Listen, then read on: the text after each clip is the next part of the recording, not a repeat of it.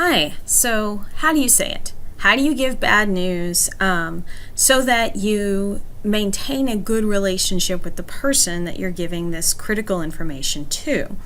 Now, you're never going to, completely remove the negative impact of bad news.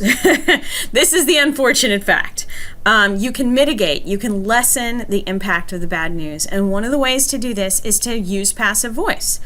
Use it strategically. Passive voice can fulfill a role. So you've spent years in school being told not to write your stories and letters and whatnot in passive voice, and that makes a lot of sense because passive voice is boring. But passive voice can play an important role in certain situations. So what is an independent clause? It's a complete thought. We cannot offer you the position. So here it is as a complete thought in active voice. And why is it in active voice? Because we know who the actor is. Active, actor. There's our noun, we. Offer is our verb. Who are you offering it to? You. And what are you offering? The direct object is the position. So this is a very simple active voice sentence. It sounds vital. It sounds like something is happening. But it is also negative. We cannot offer you the position. It seems very personal. We and you are used. These are both pronouns that make this personal. Why? They're personal pronouns, so personal. There we go. So here we begin, and if you're going to blame someone for not offering the position, you're going to blame the we. And who is that? The company. You're going to go, well, why don't you like me? Why can you not offer me the position? So here's our direct object. Let's turn it around. The position cannot be offered. There's our verb.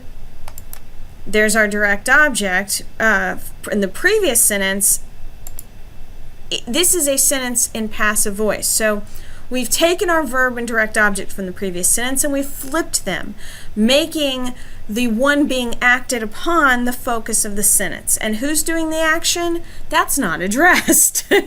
Now you can include that in a passive voice sentence, but typically you include it at the end of the sentence. So it is hidden a little bit. It is not the focus. The position cannot be offered by us. Right? That's where you could put that. The position can only be offered to a junior.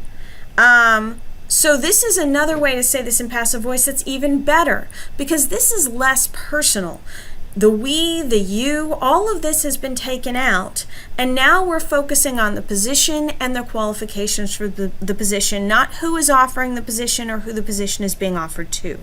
Notice how much better this is in terms of serving our strategic goal, to convey the information but not make it personal, not make it feel like a judgment on the person who is being declined, because that person may be wonderful. We may want that person to work for us in another capacity, but we've got to give them this news first. So if the position is only available to a junior, this is even better word choice. Many of you wonder, okay, what's the difference between an A, a B, and a C? Well, in high school and in the lower realms of college, we start gearing you towards understanding that sometimes you can fulfill everything that's on a rubric, but if you're addressing a case study or a particular situation, there are ways that could be better. And better is part of gradation, and it's sometimes hard to describe better. But in this case, you have, by saying it's only available to a junior, you have even more clearly focused on the issue itself and made it less personal to the person who's being declined. So, someone who reads this would go, oh, I couldn't get that job. It's only available to a junior. I'm a sophomore. Maybe next year. Now, let's play with passive voice to see if you understand. She hit me with a car. So, she is our actor with our noun. Hit is our verb. Me is our direct object. So if you're going to flip this to passive voice, I was hit by a car. This is a passive voice sentence. the zombies hit me. Now there is a game going around kind of on online where if you didn't know if a sentence was passive voice or not, you could add by zombies to the end of the sentence and figure that out. In this case, the zombies hit me by zombies makes no sense. This is an active voice sentence. The zombies hit me. See, zombies hit me. I was hit by zombies. Even though I appears at the beginning of the sentence, I is not the actor, I is being acted upon, and the zombies are doing the action. So I was hit by zombies. You can also say I was chased by zombies. She was chased by zombies. We were chased by zombies. It's The Walking Dead. Everybody's chased by zombies, or hit, or attacked.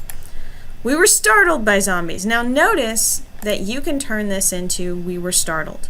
You can take off that actor and hide the actor entirely, and that is a positive, many may say, element of passive voice. If you don't want to focus on the actor and you do want to focus on the action, then you can do that with passive voice.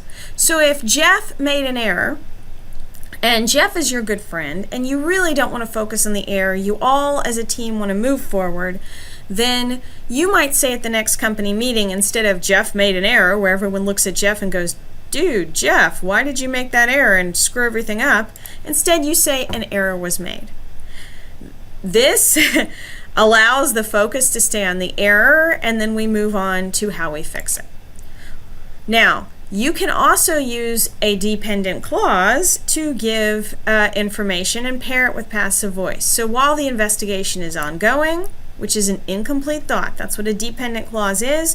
Notice how while makes this an incomplete thought. You can remove while and say the investigation is ongoing, and this becomes a complete thought. Let's add that dependent clause. While the investigation is ongoing, an arrest cannot be made. So picture your local police department putting out a statement, and they don't want to say we cannot make an arrest. They're just basically going to phrase this as it's not possible. Even if we wanted to make an arrest, we cannot make an arrest. While the investigation is ongoing, and here is what they are implying, policy, rules, law mean that an arrest cannot be made. Who's going to make it? Let's not focus on who's going to make it. It's just impossible.